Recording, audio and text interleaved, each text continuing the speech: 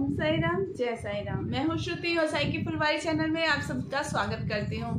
आज मैं आपको एक छोटा सा अपना अनुभव बताने जा रही हूँ। हुआ यूँ था कि आज से 2-3 साल पहले की बात है कि मैं एग्ज़ाम देने के लिए गई हुई थी। और क्या होता है कि गर्मी का समय होता है, यही जून जुलाई का समय होता है, तो बहुत गर्मी होती है वहाँ पर भी। और फिर क्या होता है कि मैं चक्कर खा के मैं सीढ़ियों पे चढ़ रही होती हूँ, सीढ़ियों से चक्कर खा के गिर जाती हूँ नीचे। जब मैं नीचे गिरती हूँ तो मेरा पैर बिल्कुल मुड़ जाता है और फिर मुझसे खड़ा नहीं हुआ जाता। तो वहाँ पे अभी मेरा वो सेकंड एग्ज़ाम था और 5 एग्ज़ाम अभी बाकी, 5 एग्ज़ाम होने थे। तो वहाँ का टाइम तो जैसे ये था कि हाँ सिर्फ पढ़ने का ही काम होता था, तो सारा दिन पढ़ा और थोड़ा एग्ज़ाम देने चला गया, तो ज़्यादा चलने फिरने का काम नहीं रहता था। तो मुझे इतना फील नहीं था, हल्की फुल्की दर्द फील हुई, लेकिन इतनी ज़्यादा नहीं थी कि हाँ बर्दाश्त में ना हो। तो एग्ज़ाम दिए और मैं वापस घर को आ गई। उसके बाद क्या हुआ कि घर पे जैसे चलना फिरना हुआ, घर के काम वाम में करने लगी, तो उसमें क्या हुआ कि मेरे पैर में बहुत स्वेलिंग आ गई और पैर नीला पड़ गया। तो घर वाले सभी बोल रहे थे डॉक्टर के पास चलो, डॉक्टर के पास चलो। तो मुझे तो दिख ही रहा था कि इतनी स्वेलिंग है, इस पे तो मतलब डॉक्टर ने जाते ही बोलना है कि फ्रैक्चर हो गया और प्लास्टर चढ़ा देंगे। लेकिन मैं प्लास्टर नहीं चढ़वाना चाहती थी कि मुझे बेड पे लेट के ऐसे मरीजों की तरह नहीं पड़ना था और मुझे ये बिल्कुल नहीं अच्छा लगता। इसलिए मैं बस धक्के से चल रही थी, नहीं अभी नहीं, कल चलूंगी, परसों चलूंगी, कल चलूंगी, बस ऐसे करते मैंने 2-3 दिन निकाल दिए। लेकिन मेरे दर्द जो था वो बहुत बढ़ता जा रहा था, बहुत ही बढ़ रहा था कि मेरे से खड़े होके एक कदम भी नहीं चला जाता था, इतना दर्द हो रहा था।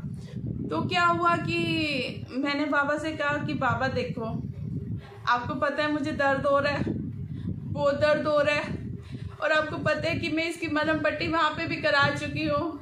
वहाँ पे भी मैं डॉक्टर के पास दिखाने गई थी, उन्होंने जो गर्म पट्टी है वो बांध दी थी और जो ट्यूब वगैरह दी थी, स्प्रे वगैरह दिए, वो किए। मैं रोज़ वो स्प्रे वगैरह करके और पट्टी बांध के रोज़ एग्ज़ाम देने चली जाया करती थी। वही सब मैं घर आके कर रही थी। मैंने बाबा को बोला कि बाबा आपको पता है मुझे बहुत दर्द हो रहा है, और मैंने वहाँ पे सारा इलाज करा लिया जो डॉक्टर ने किया है। अब मैं डॉक्टर के पास नहीं जाऊँगी, मैं प्लास्टर नहीं चढ़ाऊँगी, और आप ये मेरा दर्द ठीक कर दो। ऐसे करके मैंने बाबा से प्रेयर किया और मैं तो भूल गई कि मैंने बाबा से ऐसा प्रेयर किया। और फिर वही काम में चलती रही, जैसे मुझसे चला जाता था बस दर्द के साथ चलती रही, लेकिन ये भूल गई थी कि मैंने बाबा से कोई प्रेयर किया। अगले दिन क्या होता है कि अगले दिन मैं उठती हूँ और चलती हूँ, चलते फिरते सब काम करते, फिर मेरा ध्यान जाता है कि अरे यार मेरे तो पैर में दर्द ही नहीं हो रहा है। जैसा मुझे कल परसों दर्द था वैसा तो दर्द हो ही नहीं रहा है, बिल्कुल हल्का फुल्का सा दर्द था कि नाम मतलब का कि मुझे 80-85% आराम आ चुका था। बाबा से प्रेयर करने के नेक्स्ट डे ही मुझे 85% आराम आ चुका था। तो मुझे इतना अच्छा लगा याद करके। फिर मुझे याद आया जब मैंने ध्यान दिया कि मैंने कल मेरे पैर में दर्द नहीं है और बाबा से कल मैंने प्रेयर किया था कि बाबा थोड़ी दया कर दो, मेरे दर्द को ठीक कर दो।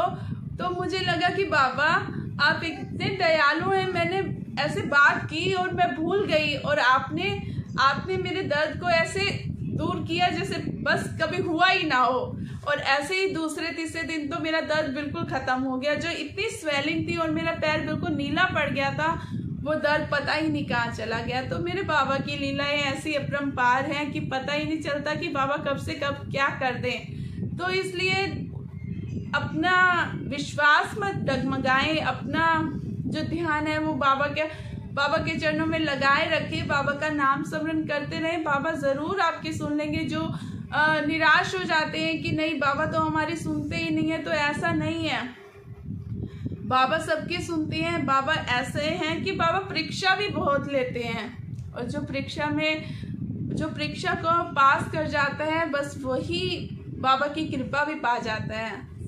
इसलिए बाबा की जो परीक्षाएं हैं उसमें अपनी श्रद्धा और सबूरी बनाए रखिए। बाबा सबकी सुनते हैं, बाबा सबसे अपने भक्तों से सबसे बहुत प्यार करते हैं, और बाबा बहुत दयालु है।